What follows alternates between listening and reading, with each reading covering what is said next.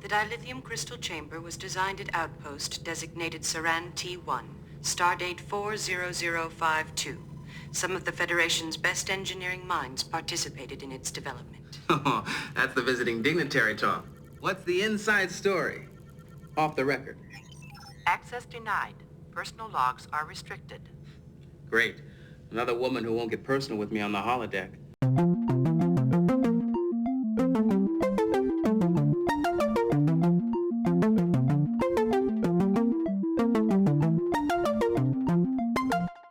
Hello everyone, welcome back to Fully Functional, a TNG podcast. I'm Maggie, joined by Jeff and Dory. Yup. Jeff and I are huge Star Trek nerds, and Dory is a Star Trek novice, and we are taking her on our first journey through Star Trek The Next Generation.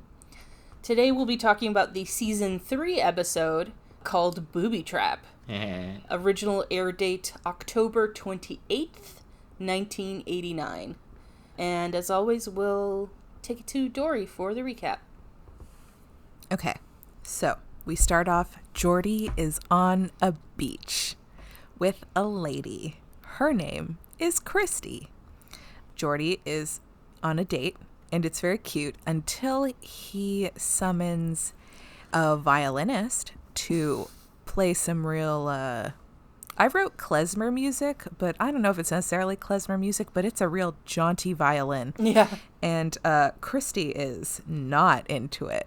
Yeah. I think she looks not into it, like, right off the bat, to be honest. Yeah, she is. Yeah, it's truly, like, I adore Geordi, but it's awkward. Why would you think that music fits the, like, beach scene? Well, like, okay, why? It's kind of implied that he, like, figured all that out beforehand. The music, for the record, is Brahms. And yeah, I think it Brahms says in the subtitles. Yeah, and, like, it wouldn't be considered romantic, but it goes with, like, the sea theme. I mean, it's not a good choice, don't get me wrong. I see where the mentality went, but, like, it's Geordi, so he's supposed to be bad at this. It's not the vibe. I mean, it's not the vibe, I think, yeah. for this date. And I love that, like, the violinist, like, gets right in their faces. Oh, yeah, of course. Oh, yeah, that there is no personal space on this date for anyone. Okay, so then we see Wes and Data. They're playing multi-level chess, and they're called in because they're going through, like, an asteroid field or something, and they find a Promelian battle cruiser, and there was some kind of, like, I guess, like, not rescue thing, but some kind of, like, what is it called? Like a beacon of, I don't know. They went there, whatever. Oh, yeah, like a signal beacon or something. Yeah. So they arrive, and Picard loses his goddamn mind. Picard, as we learned, was really into building ships in a bottle. Yeah. I do not play with toys. So this is, like, very exciting. This is like 1,000-year-old ship, and he wants to go in and investigate. So him and Data and Worf go in, and so there's, like, this whole scene, which I guess we'll talk about later. It is leading up to them going into the ship. Anyways, they're in the ship. They see, like, this last sort of, like, captain's log where, like, something has happened, obviously, because, oh yeah, there's, like, dead bodies in the bridge, and they're, like, gross. There's a lot of hair. Oh yeah, so then, like, Geordi's bummed because, like, his date didn't go well, and he speaks to Guinan, which is really nice. And then, so then he asks, like, Guinan what she's into, and she's like, I like bald men. And then Geordi goes, why? And I'm like, what do you mean, why, Geordi? That's, like, a weird question. This was the 90s, to be fair. There's a lot in this episode that we kind of have to excuse. It's still the 80s.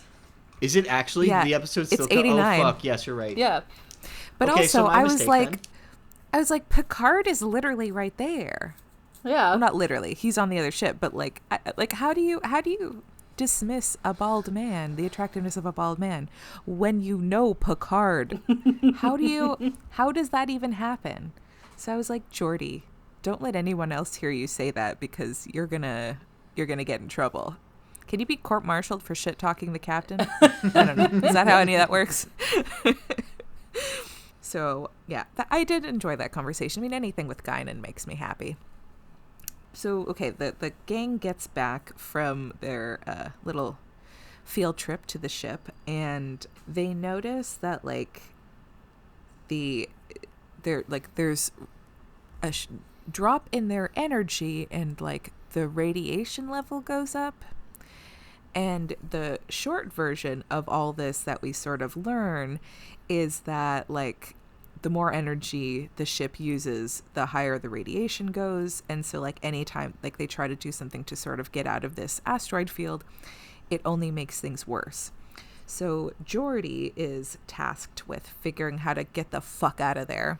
So he, like, goes to the computer and he's trying to figure out shit. And he's like, okay, I need help. And so he speaks with Dr. Leah Brahms. Oh my God, wait a minute. Do you think, okay, I don't think I noticed, no, I absolutely did not notice that the music was Brahms. Because, okay. To answer your question, no, that was an accident. What? Okay, wild. What? Okay, so, he speaks to Leah Brahms, but she just, like, he's like, oh, it would be, like, easier if we could, like, physically, do shit. It's a computer facsimile of her. It's not really her. Yeah. So he goes to a holodeck. Why are they still sending faxes? Sending faxes? Facsimile. Oh. Because fax is short for facsimile, and I said facsimile of her. Yeah. Because Jeff is very funny. That's true. Thank you. I wholeheartedly agree. So Geordi meets with the, like, projection, I guess, of Leah, and they work on stuff, and Geordi is horny. Oh, yes. And the whole time, any interaction, I just kept thinking, Geordi, please don't pull a Riker. Don't try to fuck the hologram. Please don't. Well, I mean, that's the safest place to fuck if you're thinking about it. But the fact that it's like a facsimile of a real person is a little creepy. Yeah.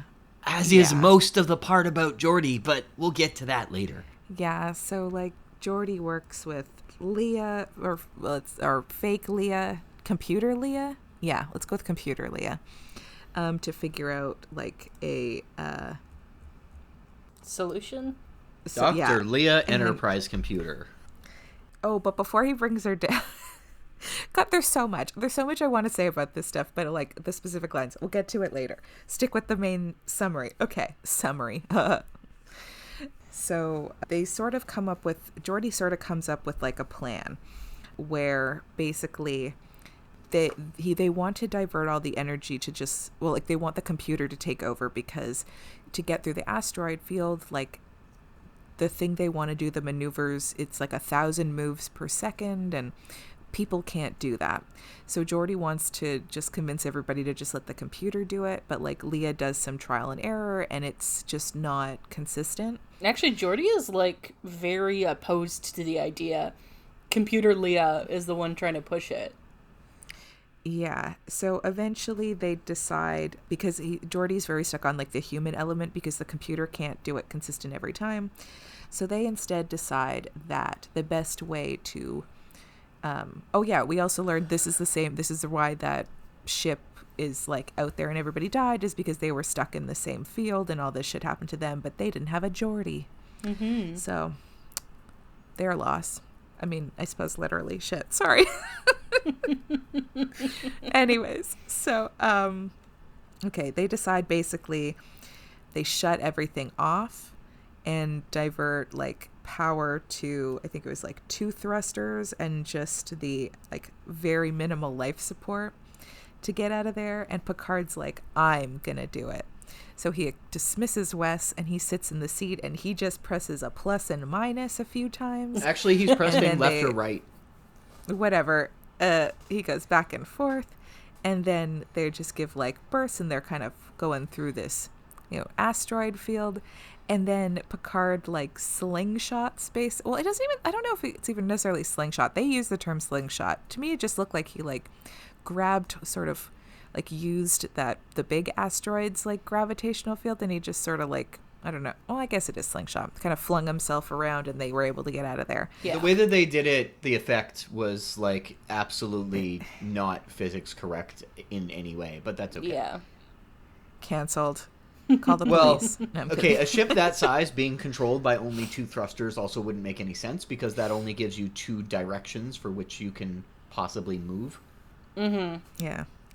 So then they're out, and then they decide, you know what, let's like not have anybody else have to experience this. So they blow up the cruiser, because they only got there because they heard like the signal from that cruiser. So they blow it up, and then they go on their merry way. You forgot about the last part? Oh, Geordi and Leah say goodbye, and it's uncomfortable. Yeah. For us. I actually only wrote 1 note for that entire scene. He kisses her. He kisses... Yes, the note that I Yeah. wrote is in all caps, Geordi, no, bad. I wrote, Geordi, don't date the computer. And then I wrote, well, now he pulled a Riker. Okay, so I have a little bit of context for this episode that will make it a combination of more uncomfortable and less uncomfortable. So the more uncomfortable part first. So this is the beginning of Michael Pillar's run, and he had a way of approaching stories, or not.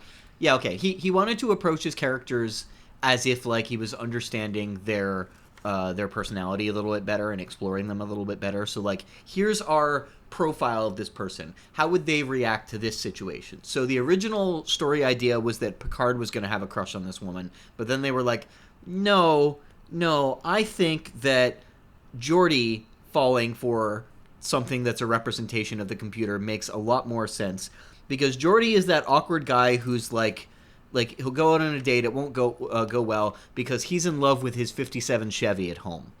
And it's like, okay, I get it. This is, as you said, this is an 80s story. So, like, the archetype makes more sense. I understand it. It's still awkward because of it's how it's put together. However, this is the first Star Trek episode ever that was directed by a woman. Oh. So some of that awkwardness was still put through the lens of a woman's gaze, which I think makes it less awkward, and probably why I appreciate the Guinan scene quite a bit more. Yeah, the Guinan scene is great. Where she basically, because Geordi's like, what the fuck do women want? Guinan, tell me, like, why am I? You're a woman, right? Yes, Yeah, I can tell you I'm a woman. like, why am I such a failure with women? And he's like, I don't know. He's basically awkward. He basically, like, it boils down to, like, he overthinks it, and he doesn't know how to say stuff and whatever once he's in this situation. And she's like, well, you're doing fine with me, like, we're talking. And he's like, yeah, but it's different with you. And she's like, no, you're different. And he's like, yeah, but I'm not trying right now. And she's like, exactly. Ooh. He's like, yeah. But none of that translates to the rest of the episode. No, not at all. Yeah. Not at all. It does explain why he's like getting along with the computer facsimile more, because they're discussing stuff that he's in his element. He gets it. Yeah, and it is still awkward that she is super like romantically pushy the whole time, and I'm like, this is awkward because she's a computer and she's kind of pushing herself on him. Yeah, and she was a real person. Yeah. Yes. Yeah, to be fair to Geordi, he did not set out to do this. Like, no, he didn't. She definitely Geordi pushed does herself. resist temptation, but like the computer keeps pushing it. Yeah. Because he didn't even like create the hologram on purpose. He just went it was to an like accident. Yeah. Because he went to like a holographic simulation of like the original prototype room or whatever. And then he's like, hey, show me which of these things can do the thing. And then the computer makes up a hologram. Although, Geordi does push it when he makes the computer give her a personality. Yeah. Yeah, that's awkward. Yeah. At best. And it's like, and it's so creepy because it's based on, like, real personality files that they have, like, in storage. Which, by the way, that's creepy, too. Yes. It's like, why do they have that available? Why is that, like... Because she's Federation, and they're creepy and they watch everything. We already established that they watch everything. Yeah, we know they've got the AV club, you guys. Yeah. So. But the thing is like, they already, like, in the episode, their, like, personal logs are restricted. It's like, cool. Shouldn't there be some security on, like, your personality profile? Like, that just seems like a violation to me. Yeah, it definitely is a violation. An awkward one. Yeah, this whole thing is, like, the main issue I have is, like, dude, this is a real person, and they probably would not consent to this. Nope, definitely not. Yeah, this is real creepy, man. So, on that note regarding her being a real person, though, the storyline was slightly different. In its the way that it was originally conceived. Rather, her character was slightly different in how she was originally conceived. Mm-hmm. So, Dory, I'm going to give you a little bit of Star Trek context for a moment here. There's an episode in the original series called The Ultimate Computer that establishes a name that is well known throughout Star Trek lore, of a scientist named Richard Daystrom. And Daystrom is considered a legend of computer engineering. And it goes so far that they name a research institute on Earth after him, the Daystrom Institute, which they mentioned in this episode. And the character of Leah Brahms was originally meant to be Richard Daystrom's, like, great-granddaughter or something like that in this episode. However, the casting director didn't get the memo on that, and when they casted the character, they made a mistake, because Richard Daystrom's a black guy. So they originally casted this to be a racial combination, with it also being Geordi as a choice, and I'd like to know what they were thinking with that. If they were like, well, he's a black guy, he's got to date a black woman, because, like, I get that it might just be a coincidence with that's how their story was going, but it's a heck of a coincidence. And I do like that when they had already casted somebody else for the role, they just decided, well, let's just give her another name because it's not important. And I get that, like, an interracial dating scene was not controversial in the 1980s. It was controversial in the 1960s when they first did the first interracial kiss on television. Although, now that you bring it up, even these days, it's rare to see someone pair up, like, in media, a black man and a white woman. Yes. Yeah, it's usually if it's a black man, the love interest is usually another black woman, or oddly enough, there's like a trend of pairing black men and, like, Latino women. Oh yes, I have seen that. So yeah, I do like that they weren't able to go with that, because I think it would have been a little too convenient, even if it was unintentional. But given that it's the 80s, I don't know how unintentional it would have been.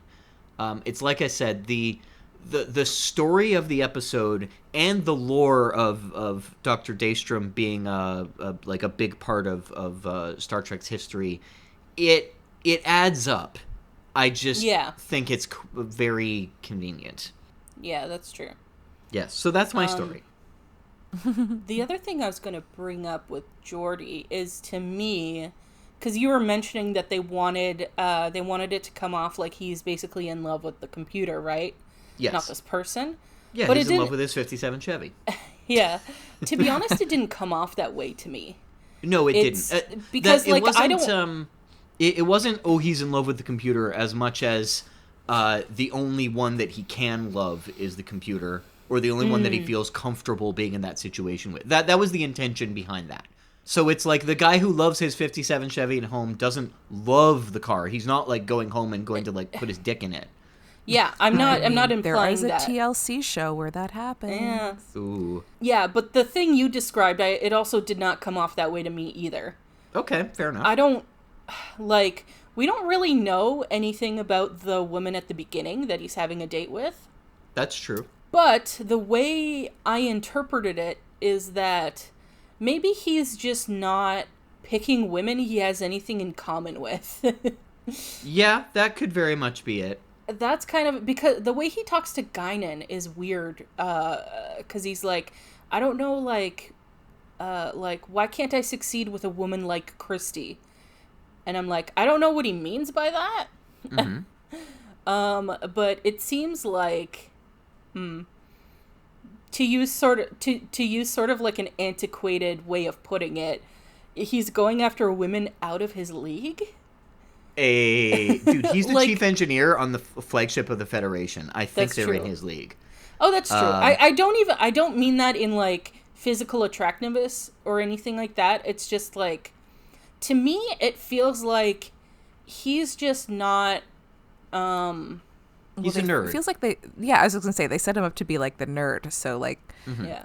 is Christy supposed to be like the hot chick? And then she's like, I think everyone in the Enterprise is a nerd, to be So, honest. Maggie, I do get that now that you're putting it that way. Yeah. I think that like they have set him up as the nerd, and I'm trying to think about this in 1980s sensibilities, because the idea that he's going after the people who aren't right for him wouldn't have been as normalized in 1980s sensibilities, especially when it comes to storytelling for television. It would have been like, oh, why can't the nerd get the hot chick? And like there were whole movies about that, like Weird Science and whatnot. yeah, unfortunately. Yeah, I mean they're awkward movies, but that attitude was very normalized at the time. So I get it, and I think that there's kind of a weird juxtaposition of, is he going after the wrong people, which yes he is, and he deserves a hot date, which is something that they're clearly going for. Yeah. Here's another question. I mean, what is Geordi just trolling on the ship? Because like there are people outside of the ship. Well, I mean, like, how often does he interact with them, right? Like, Yeah, that's true. Yeah, but I mean, to limit yourself to be like, he's not going to be on there forever. No. yeah, but I mean, Or it's like unless you're on an isolated, floating small town. Like, yeah, but like I mean in the sense of like him being discouraged because he can't find somebody on the Enterprise. Like, Okay, so I'm just saying, like, he shouldn't feel bad about that. they I mean. didn't think about this when they were writing it, I'm sure. The Enterprise isn't the only thing in But the world. I would like to point out that while the Enterprise is not the only thing in the world, this, once again, is the flagship of the Federation. These people are the best of the best. You should probably have your, like, pick of the litter when it comes to, like, cream of the crop kinds of people here. I'm not saying that, like, they're... It's like how the Olympic Village just turns into a giant fuckfest. Exactly that, actually. That is a wonderful comparison. The Enterprise is the Olympic Village of the Federation. It kind of is, yeah. These are some of the most accomplished people in Starfleet. Like, what I'm saying is it may be a small town, but it's a small town that is like a town entirely supporting like CERN or something like that. Yeah. Like, it's this like is Eureka. Oh. I never even watched that show. I just know the premise is that it's like a town of geniuses or whatever. Yeah, I'm really only aware of that show because a friend of ours told us about it once, and the friend of ours has really bad taste in media, so she was telling me about how great it was, and then another friend just kind of turned over, whispered to me, and said, "Don't watch it, it's bad." And that was it. That was my impression of it. I have no idea what show you're talking about. Oh, it's literally called Eureka. Oh. Yeah, and I think that's the town's name in the show also. Yeah, and it's like Bummer. a town of geniuses. I don't remember if they're all descended from famous geniuses too, but they might be. Yeah. Sorry, I'm just thinking of a joke Dory said in the very first episode of the podcast, where Okay.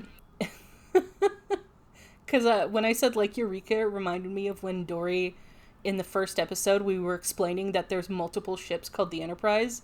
She was like, "Oh, like a Mazda." That's pretty good. I like that. All right, so we're into season 3 and we're already recycling jokes. Guys, it's time to wrap it up. Yeah. Yeah, sorry, so to to your point about, like, you know, how it's the cream of the crop, but it's like, when you bring, like, the best of the best together, like, there's still gonna be a hierarchy. Oh, of course. Yeah. Of course. I'm just saying that when it comes to discussing the group that's there and being like, I mean, there's other people in the universe. Yeah, but this is a good selection. That's my argument. That, Yeah, like, true. You're basically surrounded by people who are all very good choices for one reason or another. Yeah. But Riker still goes to the holodeck. Hey, at He least creates a minuet. I'm sorry, did you see Riker smile in this episode? Because, ooh, he Riker was horny. you know what though? Riker in this episode, I think, was real fun because he just got to react to shit. yeah. Yes. Yeah, he is fun in this episode. Okay, I have a question. This is very Sure. random. Oh, Riker. But why are Data and Wesley standing to play chess? I wrote that down. I just called it standing chess. And honestly, I think the only reason they did it was for the shot. I feel like I don't know if this was the director or the cinematographer's doing, but the shots at the beginning of the episode, there were a lot of really awkward ones. And I'm thinking specifically to the realization that they're in a booby trap scene. And they keep going back and forth to different characters on the bridge. And every single one of them is like a medium shot looking straight ahead at them. And it's like going back and forth between, I think there's like 4 or 5 different characters. Sometimes they're reacting, sometimes they're saying something. But it's the exact same shot of every single one of them until Picard stands up and walks towards the camera and says, "Are we caught in a 1,000-year-old booby trap? Dun dun dun." Yeah, that's the I wrote that down at the pre-commercial pause. stinger. Yeah. Yeah, and like I just felt like that was a real awkward intro, and Yep. I'm not really sure why they went for that because I wasn't distracted by the cinematography and whatnot in the rest of the episode. It was just that, and I don't know what the motivation behind that choice was. I don't know. Could be that they just ran out of time. Yeah, it could be. Yeah, because I can see someone thinking you need to stand to play 3D chess just because of, like, how high the board is, but we see people play it sitting down all the time.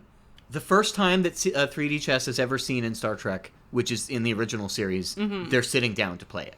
Yeah. And it's Kirk and Spock, so... Now that I'm thinking about it, though, does it make more sense to play it standing up? Like, It how do you might. see what's going on the top part of the board? You get a better realization standing up, that's for sure. Maybe that's why they chose to do it. Yeah. Maybe we're the wrong ones. Or maybe there were no more chairs left. Or, you know what's far more likely? What's that that? it's No a more made-up chairs? game with no rules, and they were just kind of winging it as they went along with making the episode. True. When, because someone created rules for it. When did that happen? That happened in the 90s after TNG got popular. It was, okay. there was a company, I think they still exist actually, there's a company called the Franklin Mint, and they make everything from like commemorative coins to like pewter, it's all commemorative shit. And they made a real high quality glass and metal version of the 3D chessboard. It's similar to the TNG one, but it's a little bit more stylized. It's real beautiful. It's also like $250, and I don't want to pay $250 for something that doesn't have an official set of rules to begin with. Fair. Yeah. There is a set of rules out there, but I actually found it's kind of confusing, and like they basically only made it so they could be like, it's chess, but 3D. Yep.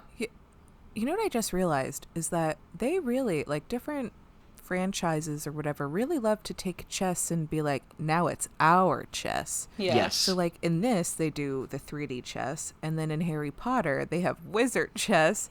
And then I guess Star Wars has their own version, too. I don't remember what it's called, but it's Oh, yeah, There's the this- thing like Han Solo Yeah. was playing or whatever with the monsters. Yeah. Man, they just really love to, fuck with chess. Yeah.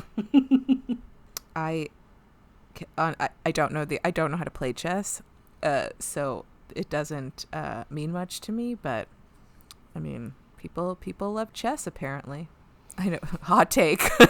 I think it's because chess, at least in the West, is kind of universally recognized as like peak strategy, and has a lot of it has a lot of social connection, cultural connections to like, intelligent people play chess and whatnot. So it makes a lot of sense in a universe like Star Trek.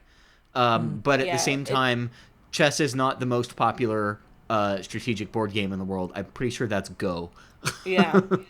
Like, in the West, at least in, like, Canada, US, I'm not sure of the culture of it in Europe, but it's kind of an intellectual status symbol if you're good at chess. Yeah, it absolutely is. Actually, that applies in Europe as well, especially in Russia. Holy shit. Oh, chess yeah, got real big I've there. seen Queen's Gambit. I'm aware. Hey-o. I know the name Gary Kasparov. I know there's terrible. like a king and there's like a horse, and there's like the little guys that like you can like pick up with your two fingers. Oh, you can do that with any of them. But there's like the guy that's like round at the top. That's Yeah. a rook. No, I think she means the pawns. Oh, I don't know. the little I couldn't ones. tell you. Okay. I don't know Yeah. any of them are named. But yeah, that's what I know about chess. No, I know that it's a strategy thing from thanks Queen's Gambit. I don't think I have the like capacity to think that far ahead or to like plan shit. I don't. Honestly, I don't think I have the memory for it. Honestly, I don't think I'd be able to remember. I've been playing chess off and on for, I don't know, at least since I was like 10 or something like that. And I used to play it a bunch with my dad, and I was a big nerd, and Mom sent me to a chess camp once or twice. I didn't even know was the thing. that. Yeah, it was it was like a 2-week thing they did down at the harbor front, and Mom was like, "You like this? Here, you can go to it." And I'm like, "Okay, sure." And like I had fun, and only half of it was actually playing chess, and the other half was like arts and crafts and shit, so whatever. But so I got, decent at it for an amateur player, and I still like to go back and play it. And to be perfectly honest, even if you're not planning out real well, like planning all of your moves that far ahead, it's really not about that. It's far more, for amateur players anyway, about like analyzing the board and seeing like what are the best possibilities from this position. So it's not about like, oh, what's it going to look like 3 or 4 moves ahead of time. It's more like, oh, well, this guy's here. Can they be attacked here now? Well, no, not really. Can one person move something to make it attack there? Okay, yeah. So you can really just look one turn ahead, and it might be more than enough to play well. Yeah. Honestly, the rules are like pretty simple. They are. You each take turns, and each piece can move in a specific pattern, and as long as you know that, like, that's it. Yeah. Like, the pawns, which is the row of small ones at the front, you can only move them forwards 1 or 2 spaces. The knights, they move in an L shape, and you can only move them that way. The bishops, they can only move diagonally, so on and so forth. And honestly, I would probably need that shit written down. I think in general, I might not be probably particularly good at strategy type games. I mean, you guys played Risk with me.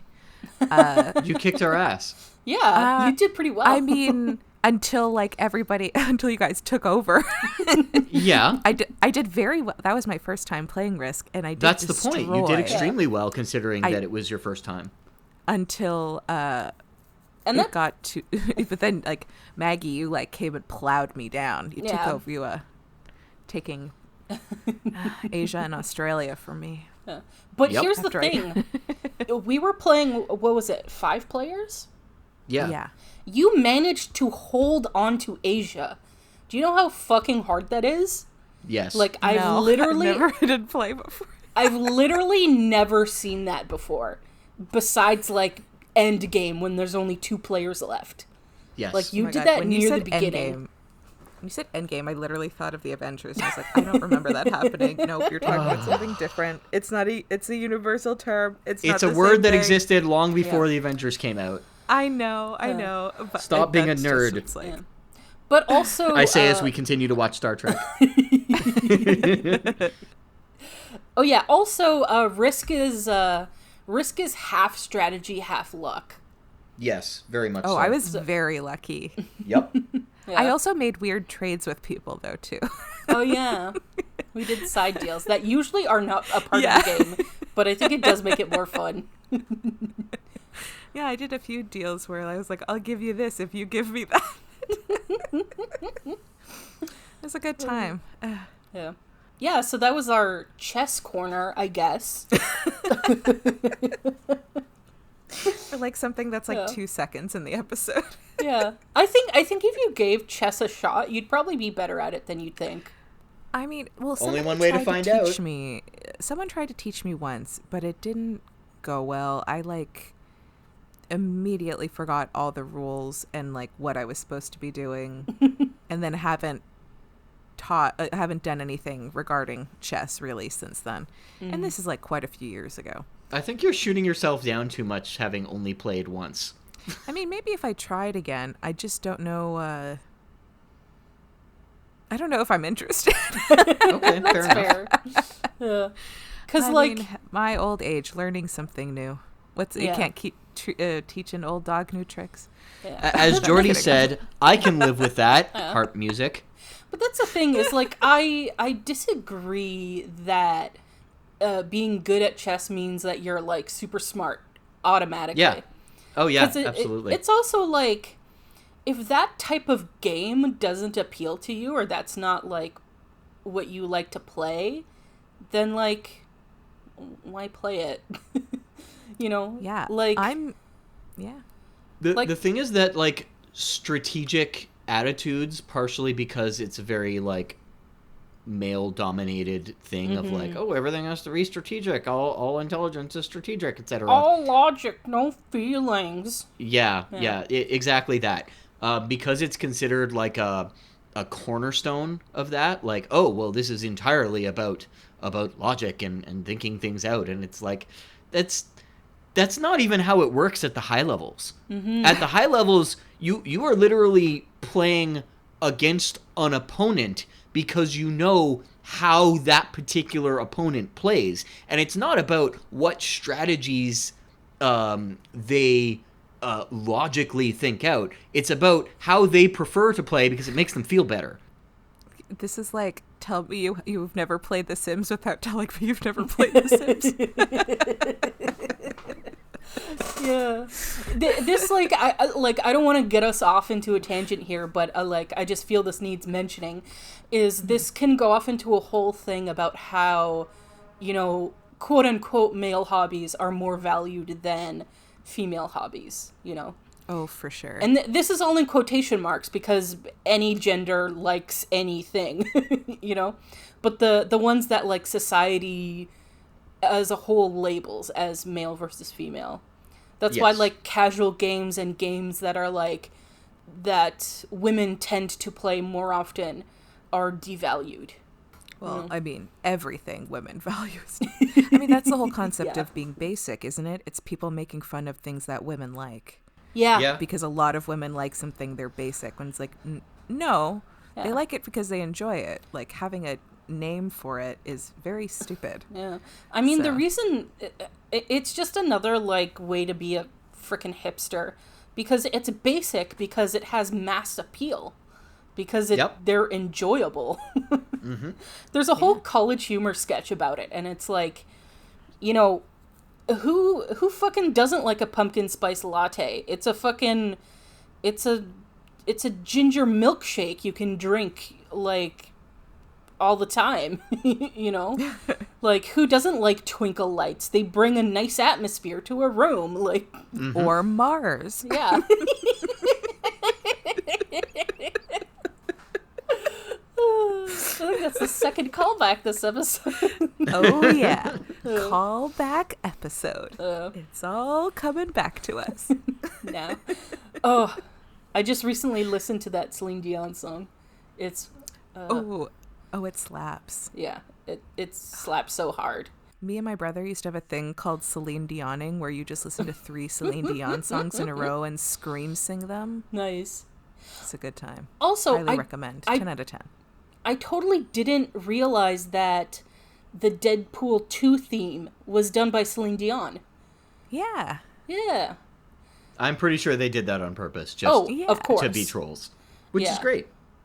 Yeah, well, like, Ryan Reynolds likes to, like, because he's Canadian, right? And he likes to, like, slip that in, Yes. like, a bit. Yeah, that's very true. Anyways, back to the episode. Oh, yeah, there was actually something I wanted to bring up. Yeah. When they get to the point where Geordi is talking with Leah about letting the computer take over, I got real uncomfortable, like, anti-technology vibes from the episode all of a sudden. I was gonna talk about that too, because I feel And like that's a very 80s attitude, being like, oh my god, turning it over to the computer. Yes, it is an 80s attitude. Yeah, because sure. when I heard that, I'm like, yeah, okay, so do that, I guess. Yeah, and they were just like, okay, yeah, but you need the human element, and it's like, why? Yeah. I don't get it. Geordi has like the line at the end of the episode. He goes, I've always thought that technology could solve almost any problem. It enhances the quality of our lives, lets us travel the galaxy. It even gave me my vision. But sometimes you just have to turn it all off. And not see anything. Yeah, I'm not going to finish the rest of that quote because it's now a slur, so we'll not continue. Oh, yeah. Yes. Yeah, that's right. Well, it was a slur then, too, but it was a commonly accepted one, so people were okay with it. Yeah. Party. But yeah, it wasn't just Geordi that became anti-computer in the episode, because then, if you recall, Picard steps in what feels like a very invasive step-in, just because of how awkward the whole thing between him and Leia is, and how that hadn't really been explained very well yet.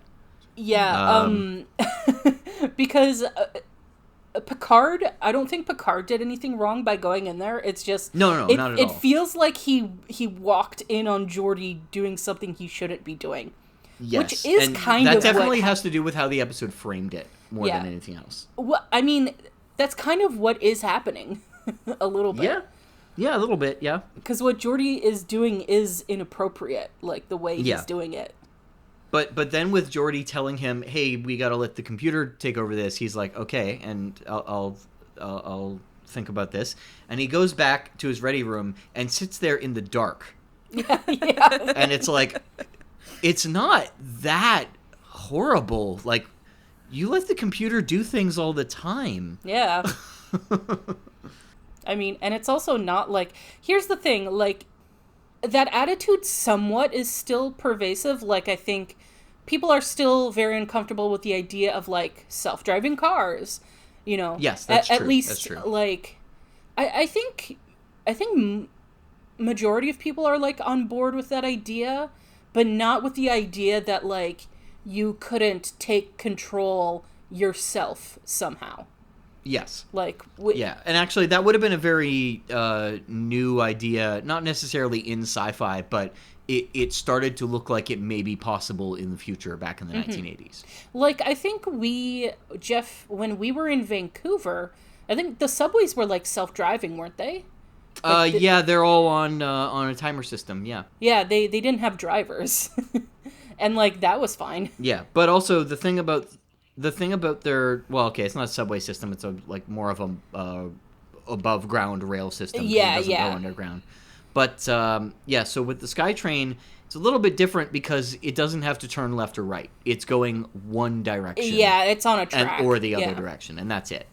Yeah. So I understand it more with that, and like SkyTrain is not even the only place in the world where that's been done. It's been done in several places. Oh yeah. So like there's a precedent for it now. Yeah. But it was a very new technological idea in the 1980s. So I get it, but I felt like they went a little bit too anti-science with it. Because I think here's the thing, like, when I think about space stuff, I think, like, a lot of that is computerized. Like... Yeah, a lot of it is. Has to be. Yeah, it's like at least computer assisted, which like Yes. I believe the Enterprise is also computer assisted, but Yeah, very it's much just so. like I guess it's just, to me, the idea of like letting the computer have control over that, it doesn't seem as horrifying as it does to the episode. Yeah, I agree. I also think that like the way that they go about it, how Geordi's entire story. I'm gonna be honest. I am pretty well versed when it comes to like Star Trek tech talk, but this episode lost me in that a little bit. Oh, yeah. Especially when Geordi comes up on the bridge to explain why they have to do it the human way instead, and I'm just like, why? Yeah, I think it.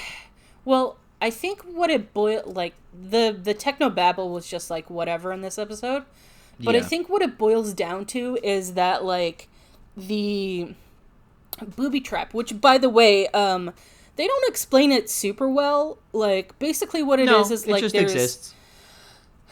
hidden shit in the asteroid field that like pumps radiation, I think is the Yeah. basic Also, idea. also it matches their power level at all times. Yeah. So that's what I was getting to. Is essentially it boils down to like, it basically feeds off the power that the ship gives out. So if you don't give it, Which isn't how power works. yeah, I know. But basically, yeah, if you don't give it any power, then it won't like be as harsh. Yeah. So he's And like, that's why they went for the analog solution, which is shut it all off and just do it by thrusters. yeah. So basically, they gave themselves like one big burst, so they had some like inertia, and then they just maneuvered with thrusters. Yeah, I did get what they were doing once they got to it, but the way that Geordi was explaining Yeah. it on the bridge and why they had to do it just did not. I didn't relate or understand why the episode had pivoted in that direction. Yeah. Also, the ending. I have a question. Oh, only Because- one? Okay. Yeah, I have several actually, but here's the main thing. My understanding was that there was hidden shit in the asteroid field or whatever that was. Why And did yet they destroyed the ship. Yeah, they destroyed the ship. The ship had Yep. nothing to do with it. What? Why? I think they destroyed it because that's how they ended up there, is because of the signal. Oh, So they so wanted to wouldn't- prevent anybody else from following that signal. Yeah, so it wouldn't And ending lure up in the same anybody. position. Yeah, I think they're just trying to prevent people from having the same experience they did. I suppose. Yeah, I mean, I think they say it. that makes sense, but also Picard all says- that bullshit is still did they say that? Yes. I think Picard says it. I think though, it doesn't mean like people won't go there. It just people won't end up there the way they did with like following that signal. Yeah. So if people end up there and caught in that situation, well, You know what Yeah. else would have solved it? Whoops. Towing the ship out of there. Yeah, towing the ship out of there, and also some beacons being like, "Hey, warning! There's a fucking trap here." Yeah, they've done it loads of times Maybe with like inform other stellar Starfleet? phenomena on planets. Yeah, and I have another gripe. Picard just fucking willy-nilly going onto the ship. It's like, yeah. first of all, Riker is correct. We don't know the risks on a fucking old, like a ship that's been there for 1,000 years. Yeah. Second of all, I know that you like archaeology and shit, Picard, but like, maybe you should call some real archaeologists and Nope. and shit to examine this historically significant site. Okay, let's be perfectly fair here. In Star Trek, everything that should be handled by specialized teams is handled by the bridge crew because reasons. Yep. Send a strike team. I'll send my chief of security, my ship's counselor. Who else? Oh, my first officer. Yeah, he'll be good on a strike team. Every time Picard does this, it always makes me think of the first episode with when Picard and Riker have the discussion of like Oh yeah. letting his captain go down to like a planet or whatever. And every Yeah. single time Picard leaves, I'm always like, Riker? Actually, well, no, I don't blame Riker. Well, he did argue with him about it in this Yeah, because episode. Riker is never particularly like happy about Picard going, but then I'm always just like, I always think of that conversation. Yeah. Every single time Picard goes down, I think of that conversation. Do you always think of, oh, cluck, cluck, cluck? Being a mother hen.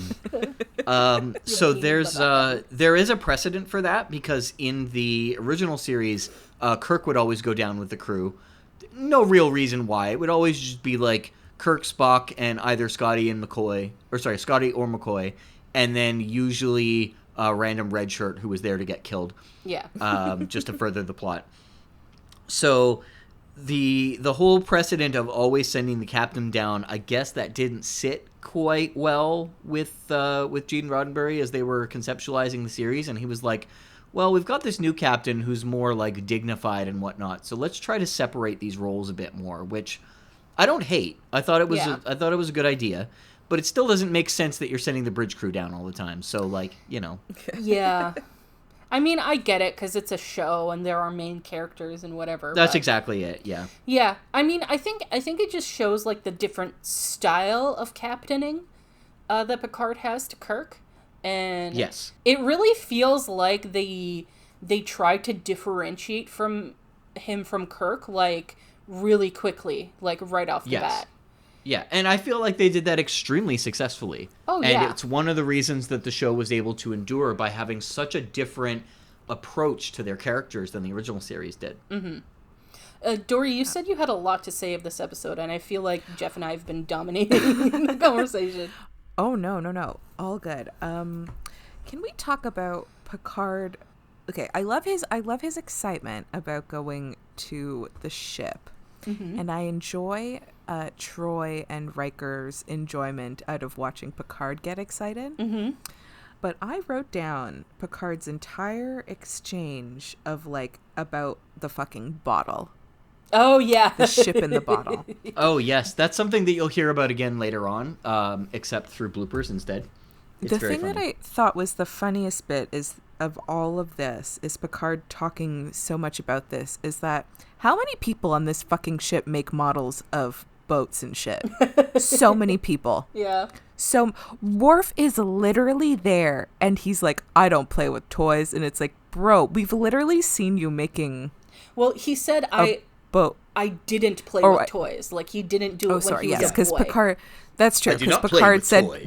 when you were children versus when you're an adult, in which probably if he didn't specify when you were a child or a boy, whatever. Then maybe Worf would have been like, well, I make them now, and also like Geordi fucking made one. Like, anyways, This exchange I found so fucking funny. Okay, so Picard goes, number 1, have you never dreamed of climbing inside the bottle? And Riker, understandably so, went, sir? Yeah. Because I understand, I know the concept of a ship in a bottle, but I still did not get that. Yeah, climbing inside the bottle to me means becoming an alcoholic. Yeah, so. Right? Yeah, I know that too. It's like, Picard, are you asking Riker if he's ever been wasted? Like, I don't understand. Then Picard goes, the ship in the bottle. Model airships. I used to build them when I was a child. My God, I bet I had a Promelian battle cruiser too. And then Riker goes, you ready to then they follow. It's like I like the shot though. They like follow because it's Picard and Riker walking in the hallway, and then they enter the transport room. And then Riker or I don't know if it's Riker or Picard. I truly couldn't tell the voice because it could be either or, and I didn't see anybody's mouth move. But then one of them says, you ready to beam down to the vessel? And then O'Brien goes, locked on to the main bridge, Captain. And then Riker goes, you're certain about the atmospheric conditions, Data? And then Data goes, there is adequate oxygen for life support, Commander. Then Picard goes, it is exactly as they left it, number 1, in the bottle. And then Data and Worf are like, what the fuck?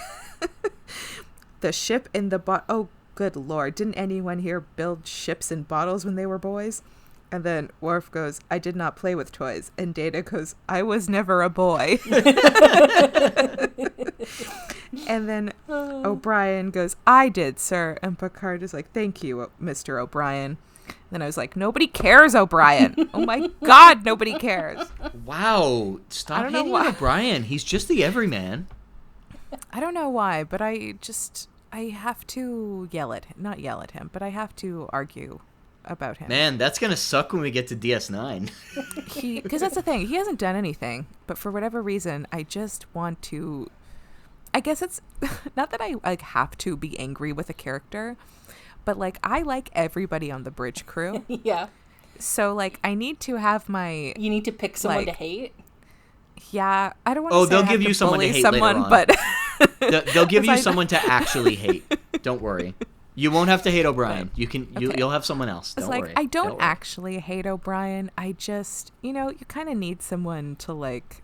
I don't want to say bully because he's a character in a TV show that I'm not actually. Let's say I'm lightly bullying him from afar, but there is no he doesn't know it. There's nothing. I don't like bullying. However, no, I'm kidding. No, wait, no. Dory, I feel No. like you're just digging your own hole even deeper I know. here. You just need to have. Sometimes you just need a character to shit on. That's what I'll go with. Yeah. It's just I don't dislike O'Brien. He hasn't done anything. And like if he did die on the show, I would feel bad. Would I feel as bad as Yar? No. Yeah. But I would still be like, rip. But, I still just want to shit on somebody, and I like everybody on the bridge crew. Usually some show has somebody you don't like. And this show has made very likable characters. That's not my fault. I shouldn't be punished for that. But I can't be the only person who like needs someone to shit on. Probably not the only one, no. And I mean it in a nice way. I don't hate O'Brien. I just it's like okay, you know what the best way to put it? It's like, the character that everybody always sort of like shat on in a TV show where like I think like who is it in like How I Met Your Mother? It's like Janice or something.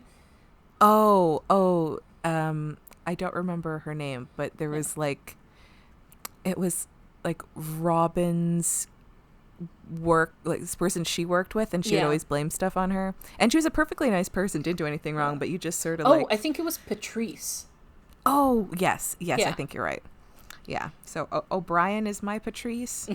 He's perfectly fine, but I just need to like shit talk someone. Okay. That's a shame. Like, should that all be cut out that I'm bullying No. a character? It's Not fine. actually. It's with love, sort Yeah. of. No, it's not with love, but it's Well, you also like you don't have a reason to like him yet. He's said like 10 lines total, I think, in the show True. so far. Yeah, good point.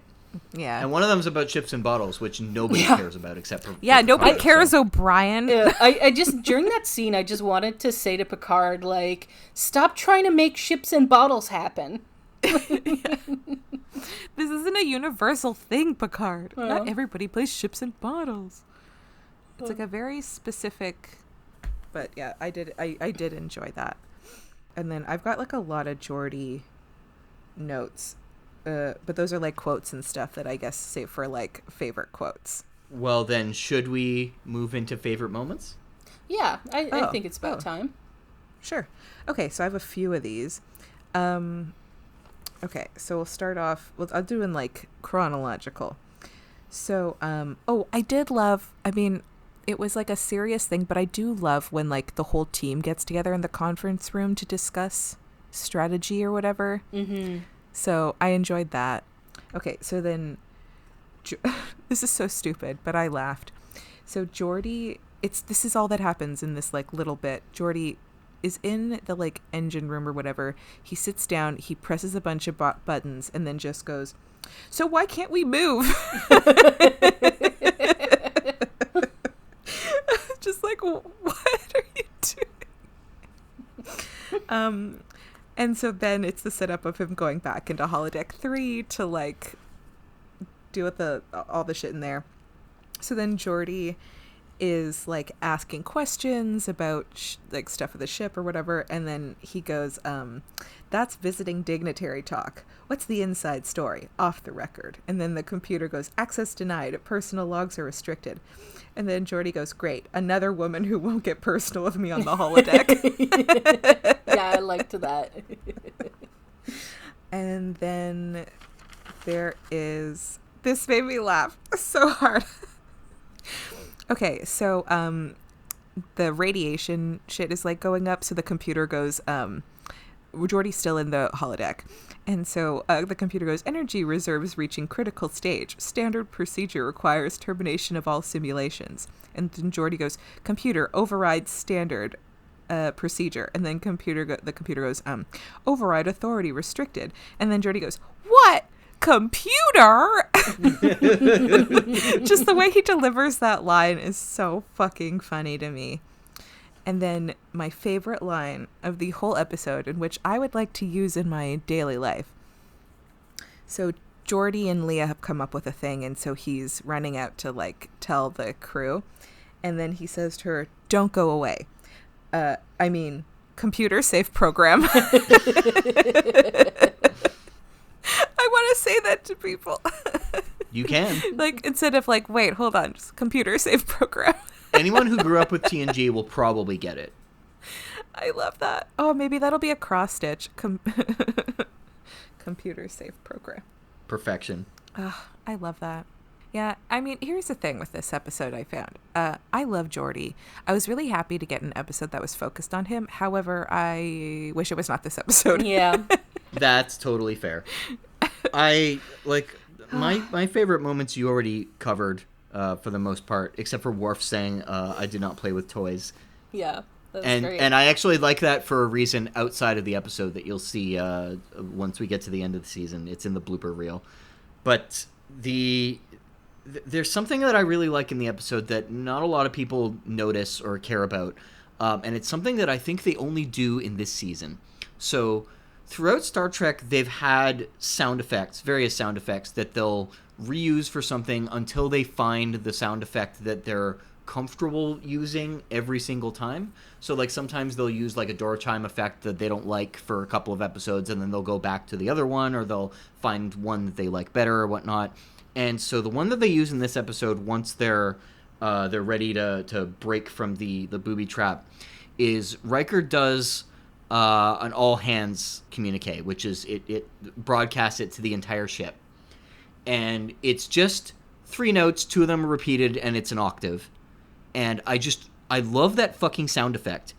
And it's used again later on in this season, and unfortunately, the only 2 times that it's used, it's going at the same time as, like, some intense music, so I can't pull out that single sound effect, and nobody else seems to know where it's from. And it annoys the hell out of me, because I want to use it on my phone like I use other sound effects for it, but I can't get that one, and it frustrates me, and I just really liked hearing it again because I forgot it was in this episode. That's my story. Thank you. Good night. Are you talking about the messaging chime, like the that one? Yeah. Yeah. I love that one. Isn't it from the original series? It might be.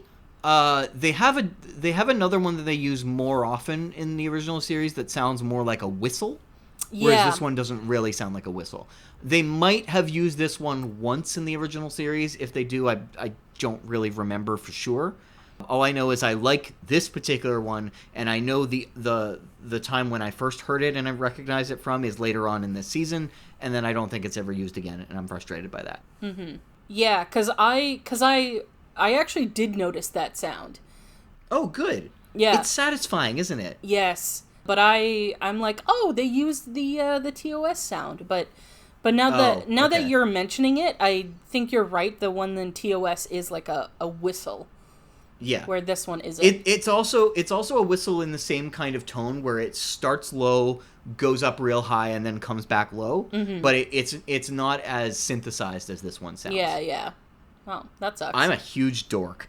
I might be able to recreate it on my synth one day, but I mean, I haven't tried yet. Yeah. My favorite moment, I think we actually covered that It's Picard in the transporter room trying to make the ship in the bottle thing happen. This meme must exist. It has to be real. Yep. So, I think it's time then to move on to predictions for the next episode.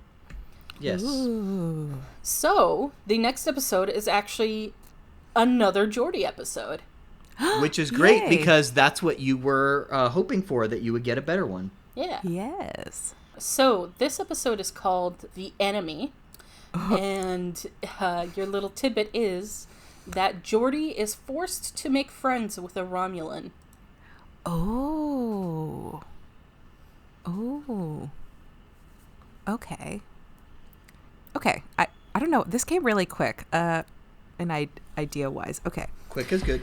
So maybe there is like something in the what's it called, the area, the something zone where The like neutral it's the zone. Neutral zone. neutral zone. Yes, yes.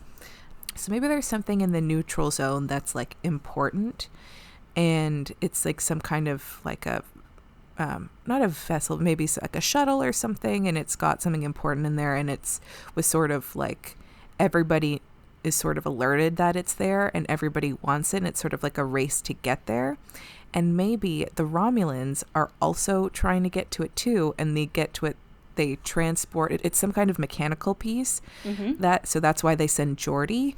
And so Geordi and the Romulans send their head engineer over, and so then they're both on this shuttle, and maybe some kind of, I almost said weather happened. Weather in space. What? I don't know. A thing. There's some kind of like, while they're there, maybe something goes wrong and they're stuck in there. They can't transport back to their ships, and the only way they'll be able to survive is if they work together to like move the shuttle, or, you know, they have to work together to survive until the other teams can get them back to their ships. That's a very Yeah. Star Trek plot. Yeah. Haha. That came weirdly easy, and that worries me. Yeah. Wow. That's a solid idea. Yeah. Can't tell you if it's the one that happens yet. That would be a clue, and I won't give you clues. All right. So that's your prediction then? Yes. Awesome.